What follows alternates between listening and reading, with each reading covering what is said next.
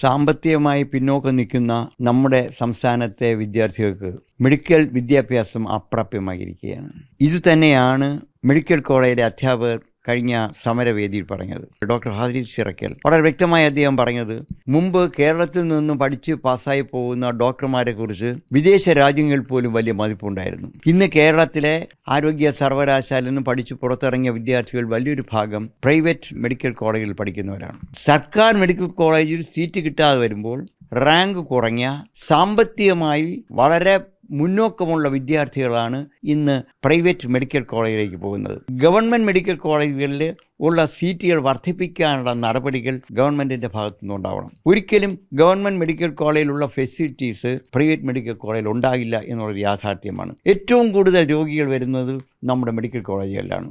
അവിടെ ഒരു കുട്ടിക്ക് കിട്ടുന്ന പ്രാക്ടീസ് ഒരിക്കലും പ്രൈവറ്റ് മെഡിക്കൽ കോളേജിൽ ഉണ്ടാവില്ല. അപ്പോൾ ആ രീതിയിൽ വരുമ്പോൾ കുട്ടികൾ വളരെ മിടുക്കരായ ഡോക്ടർമാർ നമ്മുടെ നാട്ടിൽ ഉണ്ടാകാതെ വരും.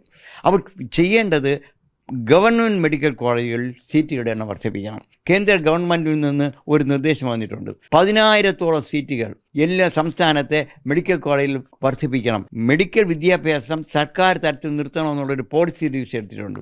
അതിനുവേണ്ട സാമ്പത്തിക സഹായം നൽകാമെന്ന് പറഞ്ഞിട്ടുണ്ട്. പല സ്റ്റേറ്റുകളിലും ജനറൽ ഹോസ്പിറ്റലുകളെ മെഡിക്കൽ കോളേജുകളായി കൺവെർട്ട് ചെയ്തിട്ടുണ്ട്. നമ്മുടെ മെഡിക്കൽ കോളേജ് വരുന്നതിനും വർഷങ്ങൾക്ക് മുമ്പ് മഹാരാജാവിൻ്റെ കാലത്ത് സ്ഥാപിച്ചതാണ് തിരുവനന്തപുരത്തെ ജനറൽ ഹോസ്പിറ്റൽ. ആ ജനറൽ ഹോസ്പിറ്റലിനെ മെഡിക്കൽ കോളേജായി മാറ്റുന്നതിന് വേണ്ടിയുള്ള ബിൽഡിംഗ് വരെ കൺസ്ട്രക്ട് ചെയ്തിരിക്കുന്നു.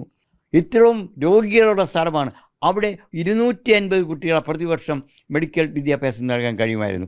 ദൗർഭാഗ്യവരെന്ന് പറയട്ടെ, ഗവൺമെൻറ് അതിനുവേണ്ട നടപടിയായിട്ട് പോയില്ല. നമ്മുടെ CPMൻ്റെ ഒരു പ്രമുഖ നേതാവിൻ്റെ മകൻ ജനറൽ ഹോസ്പിറ്റലിലെ ഡോക്ടറാണ്. അദ്ദേഹത്തിന് പ്രൈവറ്റ് പ്രാക്ടീസ് ഉണ്ട്. അതുപോലെ ഹെൽത്ത് സർവീസിലെ ചില സംഘടനാ തലത്തിൽ വളരെ സ്വാധീനമുള്ളവർക്ക് പ്രൈവറ്റ് പ്രാക്ടീസ് ഉണ്ട്. അപ്പോൾ ജനറൽ ഹോസ്പിറ്റൽ മെഡിക്കൽ കോളേജ് മാറിക്കഴിഞ്ഞാൽ അവരുടെ ഇവിടെയുള്ള സേവനം നഷ്ടപ്പെടുകയും പ്രൈവറ്റ് പ്രാക്ടീസിനെ ബാധിക്കുമെന്നുള്ളത് കൊണ്ടാണ് ഈ ഗവൺമെൻറ് ജനറൽ ഹോസ്പിറ്റലിനെ മെഡിക്കൽ കോളേജ് മാറ്റാത്തത്.